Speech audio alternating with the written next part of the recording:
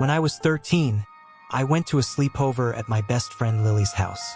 We had been close since elementary school, and weekends at her place were always full of junk food, movies, and whispered secrets long after her parents went to bed. That night, things started out like any other. We ordered pizza, watched a couple of horror movies, and tried to scare each other with silly stories. But around midnight, Lily got this mischievous look in her eyes. "I want to show you something," she whispered, as if her parents might hear.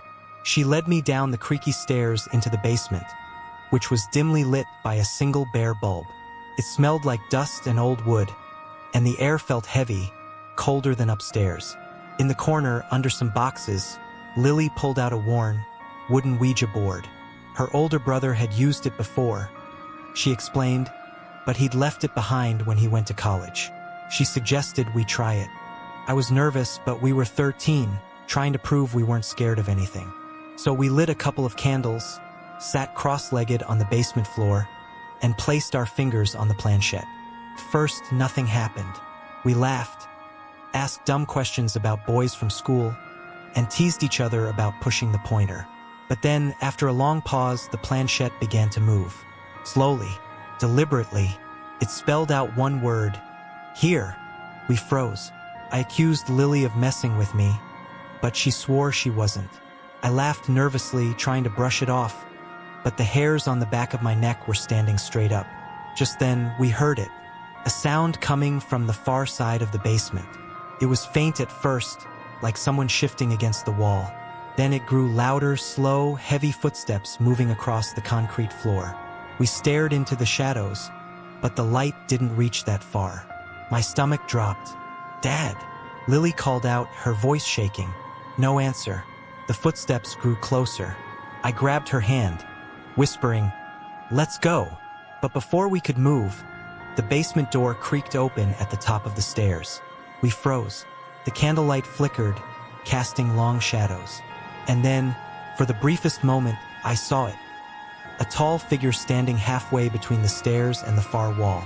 His face was hidden in shadow, but his outline was clear. Too thin, too still. We screamed and bolted up the stairs, tripping over each other. We slammed the door shut behind us and ran straight into Lily's parents, who came rushing out of their bedroom. We told them someone was in the basement. Her dad grabbed a flashlight and stormed down there, searching every corner. But he came back up shaking his head. "No one's down there," he said firmly. "You girls just scared yourselves with that stupid board." But I know what I saw. When I glanced back as we ran up the stairs, the figure hadn't moved. He was just standing there, head tilted slightly, as though watching us leave. The worst part? When Lily's dad came back upstairs, the Ouija board was gone. We never found it again. I didn't sleep that night. I kept staring at the basement door, certain it would creak open again. And even now, years later, sometimes I dream of that pale hand slipping into the shadows as the door slammed shut behind us.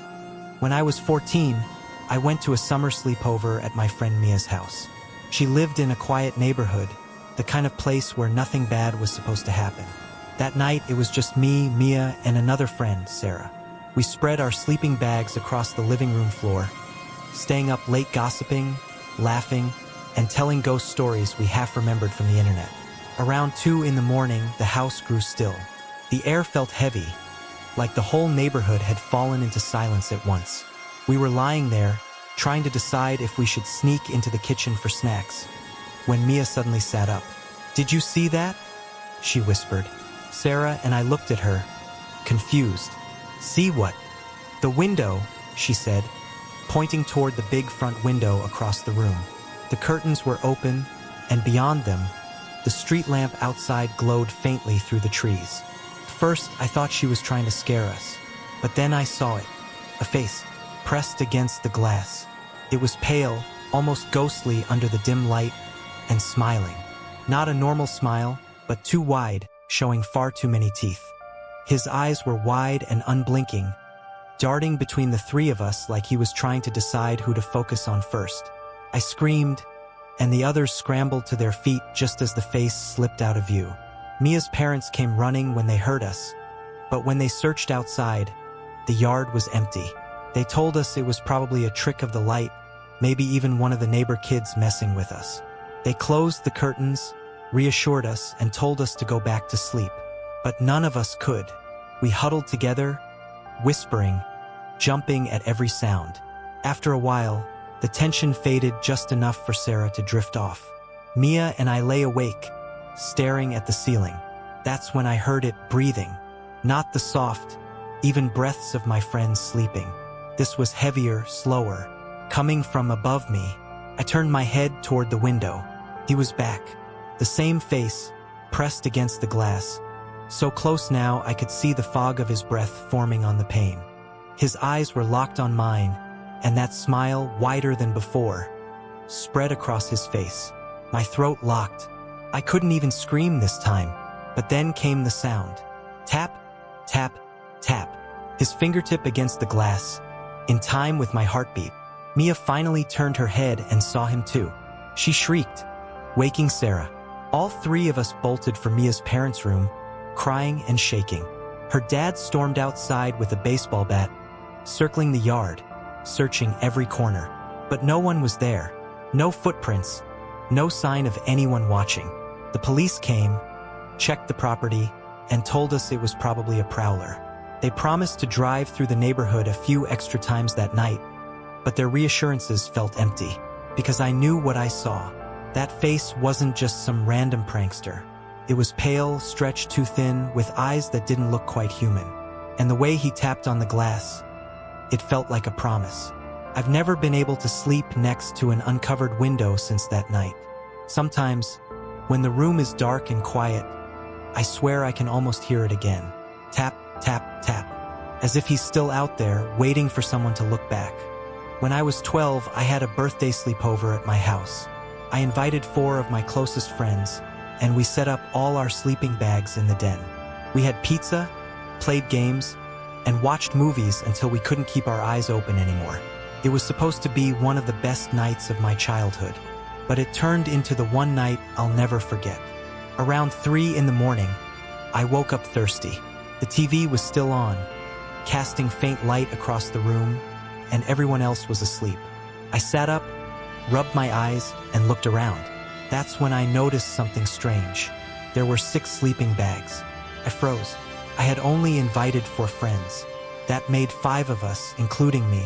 But now, lined up neatly across the floor, was 1 extra sleeping bag. A dark-colored one, zipped up tightly, with someone inside. At first, I thought maybe one of my friends had dragged in an old bag from the closet as a pillow. But when I leaned closer, I saw it was moving. Slow, steady breathing from inside. I whispered their names one by one, nudging each of my friends awake. One by one, they all stirred, lifting their heads in confusion. All 5 of us were accounted for. So who was in the 6th bag? We sat frozen, staring at it. The room suddenly felt ice cold, the air heavy like the moment before a storm. I whispered, maybe it's empty. Maybe it just looks like someone's in there. But then the zipper twitched. Slowly, painfully slowly, it began to slide down from the inside. Inch by inch, the bag opened, and something inside shifted, stretching against the fabric. We screamed. My dad came running, flipping on the lights. By then, the sleeping bag lay flat and empty, as if nothing had been inside at all. He scolded us for scaring ourselves and dragged the bag outside, dumping it in the trash. We tried to laugh it off, pretending it was just an old bag left in storage. But I know none of us truly believed that, because just before my dad pulled it out of the room, I swear I saw something. A pale hand retreating into the shadows of the bag, disappearing before the zipper slid all the way down. I never saw that sleeping bag again. But for years after, whenever I had a sleepover, I would count the beds, the blankets, the bags. And sometimes, late at night, when I close my eyes, I can still hear it. The slow rasp of a zipper opening. And that's 3 disturbing true sleepover horror stories. Nights that should have been filled with laughter and friendship, but instead left behind scars of fear and unanswered questions. Would you dare to close your eyes at a sleepover after hearing these?